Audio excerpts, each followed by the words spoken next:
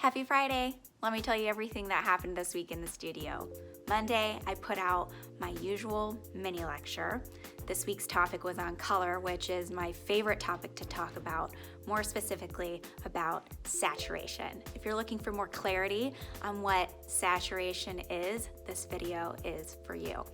Today, on Muddy Colors, one of the best art resources for illustrators on the internet, in my opinion, I have a guest post about the construction of a t-shirt.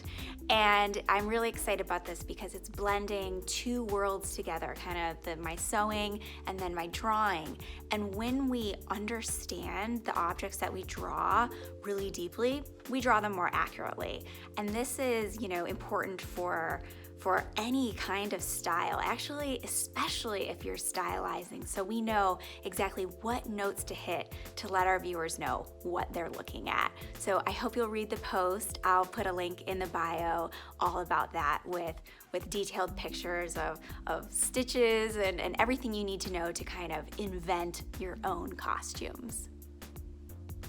As for my art, I was focused on my writing this week. I made a promise to myself that I would get my most recent draft done, and I did just that and sent it off to my best partner for some review. So I'm waiting patiently to hear back about that and hopefully be able to make some edits and keep moving forward.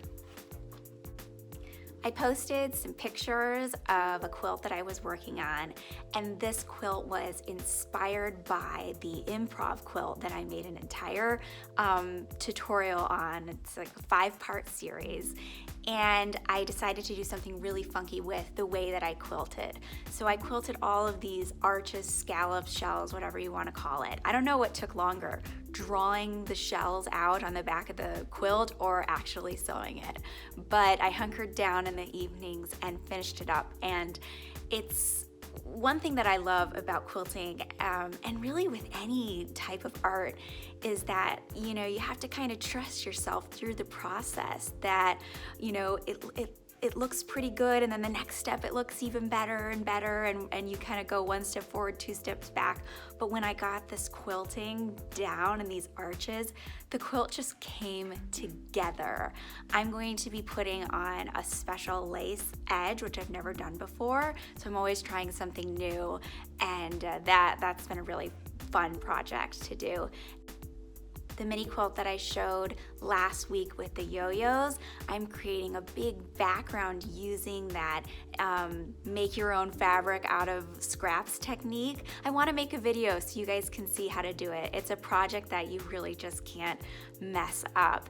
And all of my projects are so aligned that the colors that I'm using in this quilt is also the same colors that I'm working on for a cover illustration.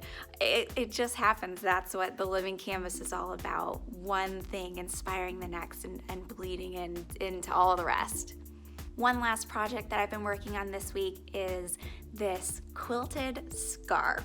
I love being cozy, and I loved the colors I did in my improv organic quilt, and so I used some of the scraps for that to create this scarf. When I put it in the wash, it wrinkled up really nicely, and I love the way it turned out. Also, you'll notice those details of that fabric that I made using scraps. That's it for this week. I'll see you guys on Monday with a mini lecture. Bye.